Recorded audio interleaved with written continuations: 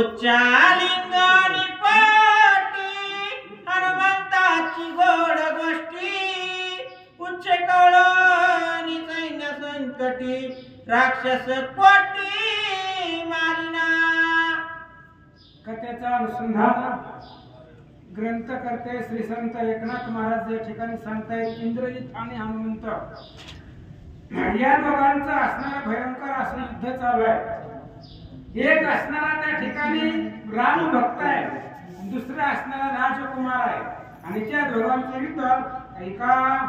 स्वामी वचन माननी श्री उच्च रक्षण लंका द्वारी मागे परतले निशाचरे महामारी मारवया। आणि मग हनुमंताने आपल्या शेपटीबरोबर संवाद केला।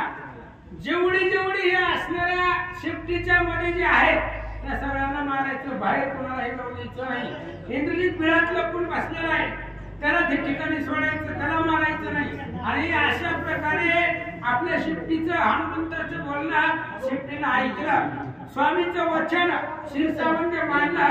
काय करते संवाद मेळी करावया वीरा रणरांगोळी युद्धानंदी पिटली टाळे आतुर बाळी खवळले। आणि हनुमंताचा आणि शेपटीचा दोघांचा संवाद झाला।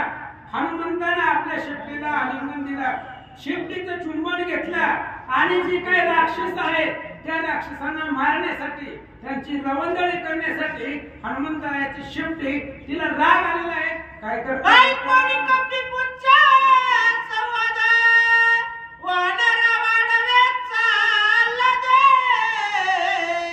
ऐकावया हनुमंता युद्ध अति सावधे स्वानंदे। आणि आपल्या असणाऱ्या शेपटीचं बोलणं ऐकलं, हनुमंताला आनंद वाटला, आल्हाद वाटला। आणि अशा प्रकारचा आनंद वाटल्यानंतर पुन्हा जी काय असणारी राक्षस आहेत त्या राक्षसांना मारण्यासाठी आनंद हनुमंतालाही आहे। लक्ष्मणजी वाचतात, रामचंद्र ऐकतात, त्यांनाही अत्यद्भुत आनंद वाटू लागला। सुग्रीव उठोनी आपण धरले लक्ष्मणाचे चरण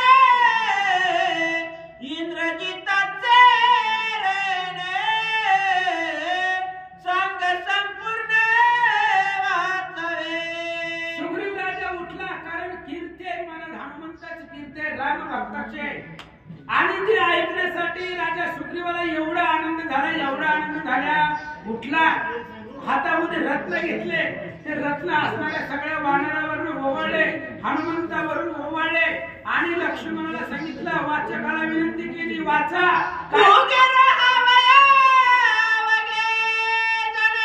गालती श्रीरामाची आणे वानर वीर सावधाने हनुमर्दने परिसावया। आणि हनुमंताची कीर्ती ऐकायची होती, पण वानर असतात महाराज गप बसते का? कालवा कालवा गोंधळ गोंधळ कथा चालू असताना सुद्धा कालवा बोलायचा, बडबड करायची। लगेचच असणाऱ्या सुग्रीवाने सांगितलं, हे बघा, जर रामायणाच्या कथेमध्ये जर बोललं तर भगवान श्रीरामचंद्राची शपथ आहे, कथेमध्ये बोलायचं असतं का? बोलायचं ठिकाण आहे का? अजिबात कालवा करायचा नाही। कोण सांगतंय? राजा सुग्रीव त्यांच्या वानरांना सांगू लागलाय, रामचंद्राची शपथ घालून सांगू लागले, लक्षपूर्वक कथा ऐका, हनुमंताचा पराक्रम आहे। लक्ष्मणजी काय बसतात ऐकण्यासाठी तयार झाले।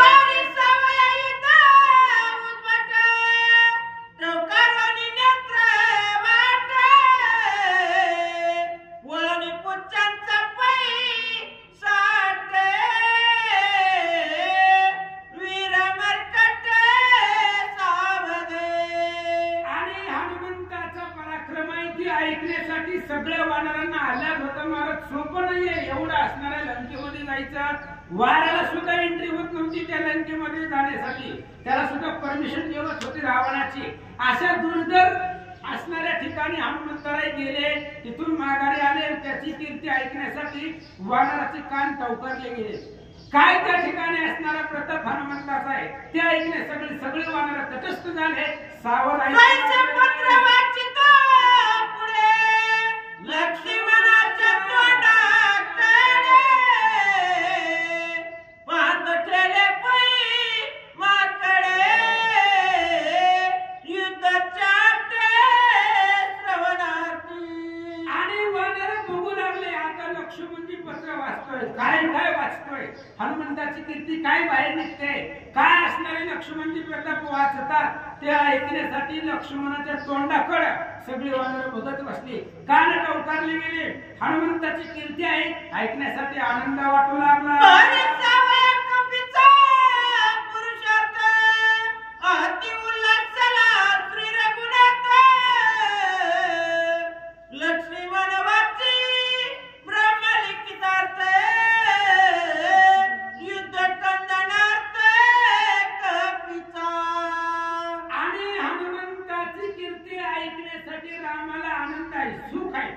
रामाला तेच आवडतं जे आपल्या भक्ताचं चरित्र कोण वर्णन करत असेल तर तो भगवंताला प्राणापेक्षा परीस अधिक आवडतो. आणि हा तर हनुमंत आहे, केवळ हृदय श्रीरामाचे, रामाचेच हृदय असणारा हनुमंत आहे. आणि हनुमंताची कीर्ती ऐकण्यासाठी रामाला अफाट आनंद होता. लक्ष्मणजीकडे पाहिलं, लक्ष्मणजी वाचतात, भगवंत ऐकतात. ऐकता वानरी सकळी हर्षानंदे पिटली टाळी. जय जय आमच्या हृदय कमळी त्याची सुख वेळी रामाच्या श्रीराम जय राम जय जय राम. रामचंद्राने लक्ष्मणाला सांगितलं, लक्ष्मण वाचा, हनुमंताचा काय प्रताप आहे आम्हाला ऐकायचं आहे. वानर म्हणले जे आमच्या मनात आहे तेच रामाच्या मनात आहे. म्हणजे आम्हाला सुद्धा वाटतंय हनुमंताची कीर्ती ऐकायची, लक्ष्मणानं वाचावं आणि तेच रामाच्या मनात आहे. रामानंही लक्ष्मणाला तेच सांगितलं. त्याच्यामुळे आल्हाद वानरांना वाटलं.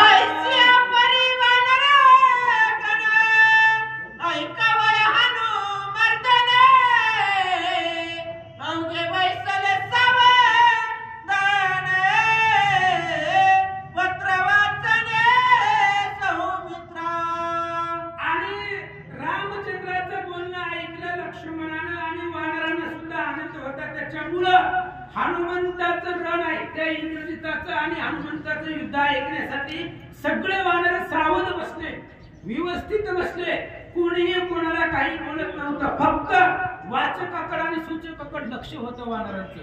काय वाचतोय लक्ष्मण, काय त्याच्यामधून अर्थ निघतोय हाच आनंद वानर श्रवण करतात.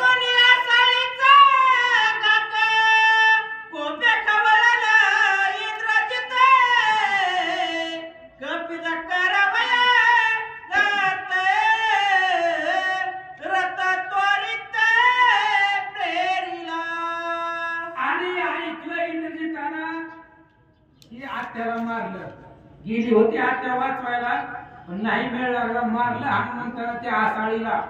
तिला मारल्यानंतर ना पुन्हा इंद्रजित पुढे आला. आपला जो रथ होता तो रथ असणाऱ्या हनुमंतावरती प्रेरण केला. हनुमंतावरती तो रथ सोडला आणि सोडल्यानंतर ना पुन्हा काय करतात,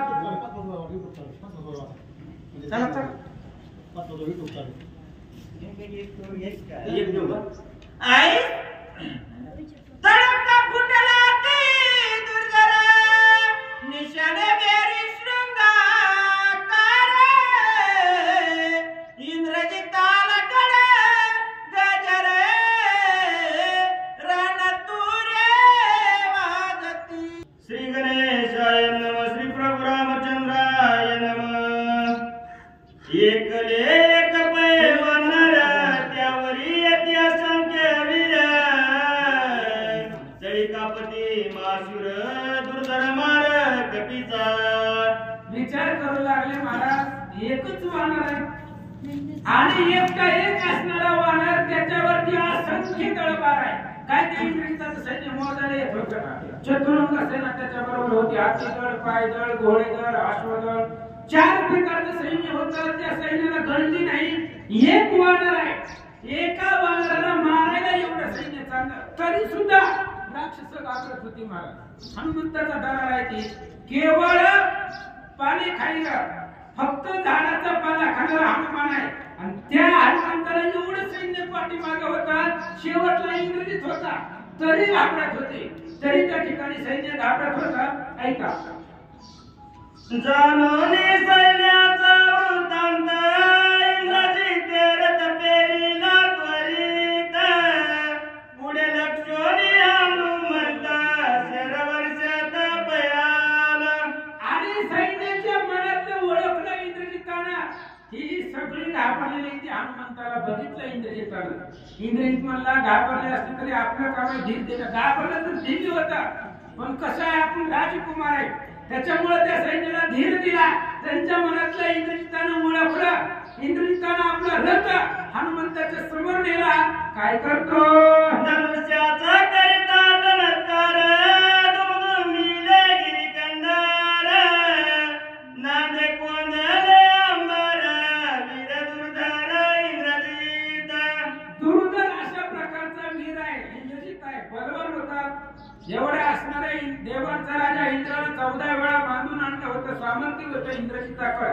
फक्त धनुष्याची दोरी ओढली, असणारे गिरी कंदर याच्यामध्ये नाद घुमू लागला, आवाज येऊ लागला, संत समुद्राचं पाणी आकाशापर्यंत जाऊ लागलं. फक्त कानाडी मोठी होती, तेवढा असणारा आवाज इंद्रजिताच्या धनुष्याचा नाद निर्माण झाला.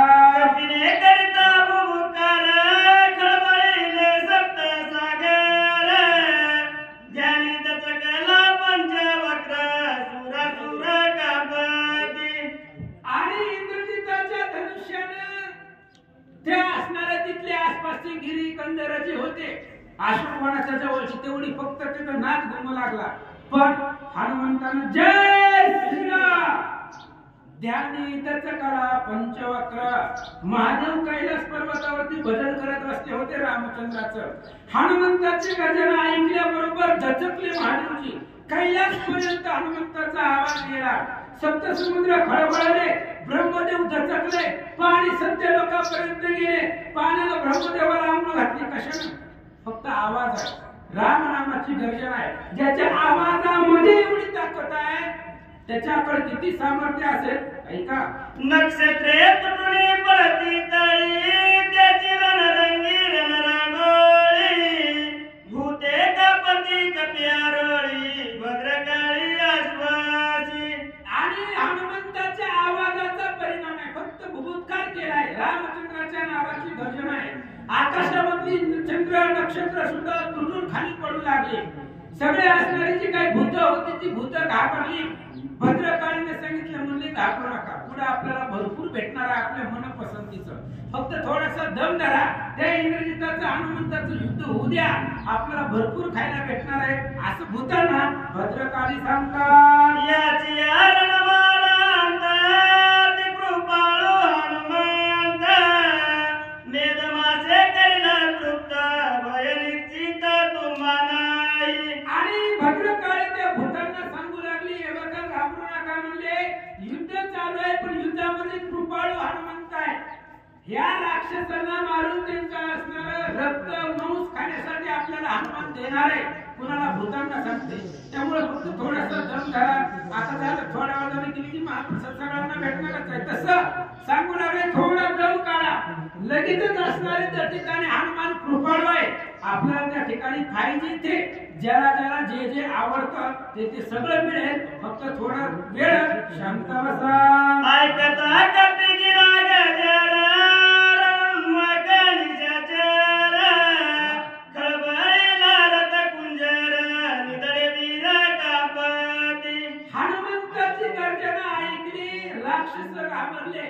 हलके राक्षस नव्हते, निधडे वीर कापती. जे इंद्रजिताच्या समान बळीचे होते, निधडे बलवान होते, ती कापू लागले. कशाला? भूतकारानं, आवाजानं. त्यांना सुद्धा त्या ठिकाणी घाबरले. ऐका इंद्रजित युद्धाची कडाळी रथ पेरीला लवळ सवारी कपी पुच्छाची बहुनी गुढी नाचे आवडी रणमार. इंद्रजित रथाच्या बळावरती युद्ध करते. बघा इंद्रजिताकडे बळ काय, बळ आहे आणि हनुमान युद्ध करतायत शेपटी आणि रामनाम. दुसरं साधन हनुमंताकडे नाही, फक्त रामचंद्राचं नाव आणि आपली साह्याला शेपटी. हनुमंताला आपली शेपटी डोक्यावरती घेतली आणि नाचू लागले. इंद्रजिताने आपलं शस्त्रास्त्र सैन्य सहित रथ हनुमंताच्या दिशेने घेतला. काय झाला? एक रावण कुमार राजा तुझा रामदूत वानर, येर राक्षस राक्षसेंद्र तुझा कपिंद्र कपिकुळी. एक वानर आहे आणि एक असणारा झाडा वनामध्ये राहणारा विहार करणारा वानर आहे आणि दुसरा राजकुमार आहे, राजाचा पोरगा आहे. एक रामचंद्राचा भूत आहे आणि दुसरा राक्षसांचा राजा आहे, युवराज आहे. अशा पद्धतीने दोघांमध्ये समानता सांगू लागले. दोघे वीर अति प्रबळ, समान बळ समानशील, दोघे संग्राम कुशळ, दोघे चपळ रणमार. आणि सांगू लागले, नारद महाराज वर्णन करताय. दोघे भिडत महावीर पाहुआळे सुरभरा, सिद्ध गंधर्व विद्याधरा, मग किन्नर ऋषीपाती. आता दोघांचं युद्ध चालू होणार आहे. युद्ध म्हणजे काय? थोडक्यात आपल्या भाषेत म्हणलं तर भांडण. इंद्रजिताचं आणि हनुमंताचं युद्ध.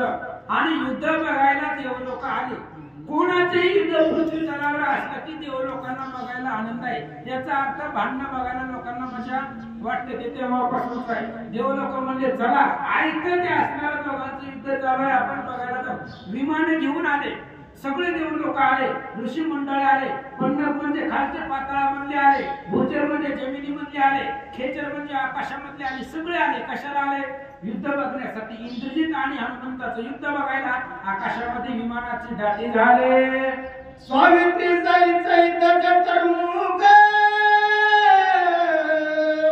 उमेश सहित पंचमुख, शक्ती सहित जन्मत, आला देव मुख्य हवे वाट. सगळेजण आले भांडण बघायला, पण जोडीने आले होते महाराज. ब्रह्मदेव सत्य लोकांमध्ये बसला होता. म्हणले चला हनुमंताचं युद्ध आहे, चला बघायला. इथं बसून तरी काय करायचं? चला म्हणले. ब्रह्मदेव आपल्या असणाऱ्या सावित्री सहित आला. आता महादेवचं काम आहे का भांडण बघायचं, आपलं रामनामाचं भजन करायचं, बसायचं तिकडं. महादेवाचा वास कुठं आहे? स्मशानभूमीमध्ये. तिकडे कोण जात आहे का? सहसा कोणी तिकडे जात नाही. म्हणजे भजन या असं करायचं जिथं कोणी स्वतः डिस्टर्ब करायला येणार नाही. महादेव असणाऱ्या स्मशानभूमीमध्ये कैलास पर्वतावरती बसले होते. म्हणले पार्वतीला चल, नाही आपल्याला कधी भांडण कोणाची बघायला भेटत, पण चल. इंद्रजिताचं आणि हनुमंताचं लागलंय, त्याच्यामुळं पार्वतीला घेऊन महादेवजी आले. षण्मुख म्हणजे कार्तिक स्वामी आणि ते असणारे ते सुद्धा आपल्या शक्तीला बरोबर घेऊन आले. म्हणजे प्रत्येक जण आपापल्या पत्नीला बरोबर घेऊन इंद्रजित आणि हनुमंताचा युद्ध बघायला आले. सचिन सहित सुरेंद्र, विकेट सहित वीरभद्र, सिद्धी बुद्धीची गणेंद्र, सिद्धी कपिंद्र पाहुआले. आणि सगळे आलेले होते. इंद्रदेव 33 कोटी देवांचा राजा, तो सुद्धा युद्ध बघायला आला. चला म्हणले, हे इंद्रजितानं आपल्याला त्रास दिलेला आहे, नाही ती कामं करावी लागत होती. महाराज काय सोपं होतं काय? नवग्रहाची करुणी पावती, आग्नेदूत असले मळकाठी, विघ्नहर घेऊन या काठी, रासबा पाठी राखणं, अनेक कामं होती देव लोकांना. त्याच्यामुळे इंद्रदेव म्हणले चला या असणारे युद्ध बघायला जाऊ. सचिला बरोबर घेऊन आला. वीरभद्र महादेवाचा गण आहे, तो वीरभद्र आला विकटेला घेऊन. त्याची पत्नी होती. असणारे गणपती बाप्पा सुद्धा आले. सिद्धी बुद्धी दोन असणाऱ्या पत्नी गणपती बाप्पाला आहे.